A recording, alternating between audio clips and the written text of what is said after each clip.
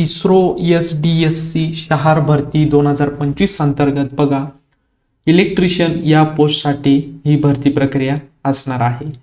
तर बघा विद्यार्थी मित्रांनो, आजच्या या व्हिडिओच्या माध्यमातून जी इलेक्ट्रिशियन या पोस्टसाठी जी नवीन भरती आलेली आहे तर त्या रिलेटेड आपण माहिती बघत आहोत। तर बघा सतीश धवन स्पेस सेंटरमध्ये इलेक्ट्रिशियन या पोस्टसाठी बघा भरती प्रक्रिया जी आहे तर ती चालू झालेली आहे। तर या ठिकाणी ही जी वेबसाईट आहे तर या वेबसाईटवर जाऊन तुम्ही डिटेल्स ॲडव्हर्टाइजमेंट जे आहे तर ती ॲडव्हर्टाइजमेंट बघू शकता। तसेच बघा विद्यार्थी मित्रांनो, आता डिटेल्स माहिती जी आहे तर ती या पोस्ट रिलेटेड आपण बघूयात। या ठिकाणी बघा आपल्या पोस्टचं नाव काय आहे, इलेक्ट्रिशियन ही पोस्ट असणार आहे। मग या पोस्टसाठी सिलेक्शन झाल्यानंतर तुम्हाला पेमेंट किती मिळणार आहे बघा, 21,700 ते 69,100 या दरम्यान तुम्हाला पेमेंट मिळणार आहे। आणि त्यानंतर बघा टोटल व्हॅकन्सी किती असणार आहे, टोटल व्हॅकन्सी ज्या आहे तर त्या 6 व्हॅकन्सी असणार आहे। त्यानंतर पुढील माहिती घेऊयात विद्यार्थी मित्रांनो, मग यासाठी कोण कोण इलिजिबल असणार आहे।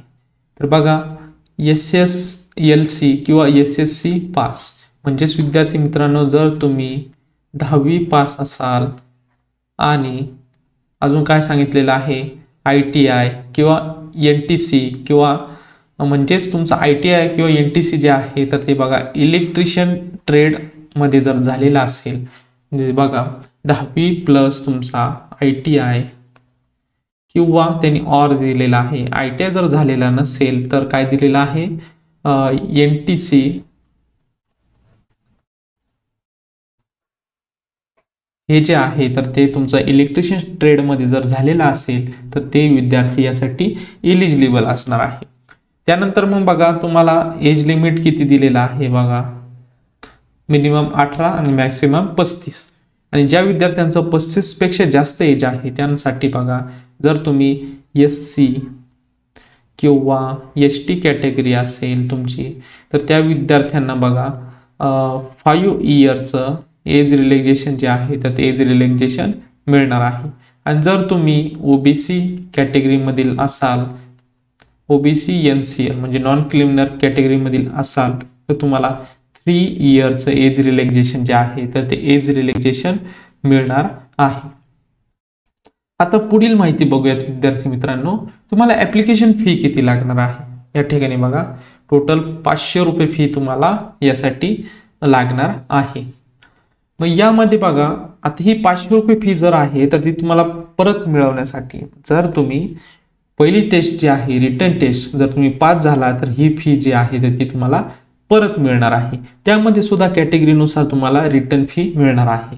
तर यामध्ये बघा जर तुम्ही SC तसेच ST कॅटेगरी तसेच ऑल कॅटेगरीतील वुमन असतील तसेच एक सर्व्हिसमॅन असेल तर या कॅटेगरीतील स्टुडंट्सला ऑल जी 500 तुम्ही पेड केलेली आहे तर ती तुम्हाला परत मिळणार आहे।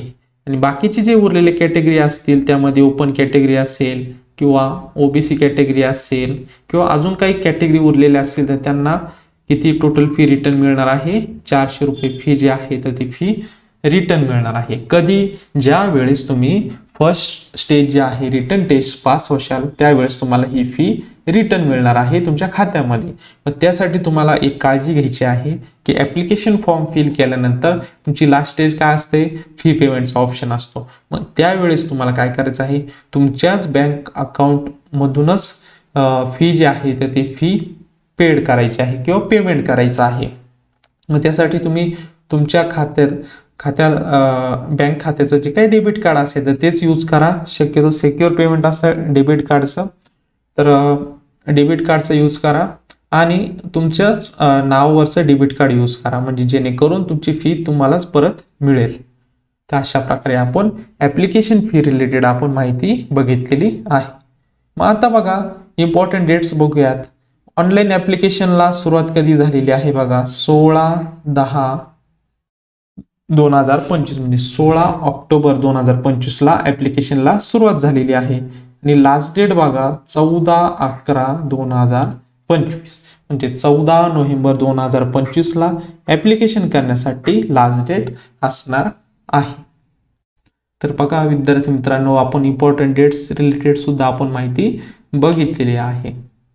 तर अशा पद्धतीने इस्रो भरती 2025 मधील जे इलेक्ट्रिशियन ही जी पोस्ट होती तर त्या पोस्ट रिलेटेड आपण संपूर्ण माहिती या व्हिडिओच्या माध्यमातून बघितलेली आहे. तर विद्यार्थी मित्रांनो, नवीन अशा एका व्हिडिओमध्ये आपण भेटूयात. तोपर्यंत धन्यवाद.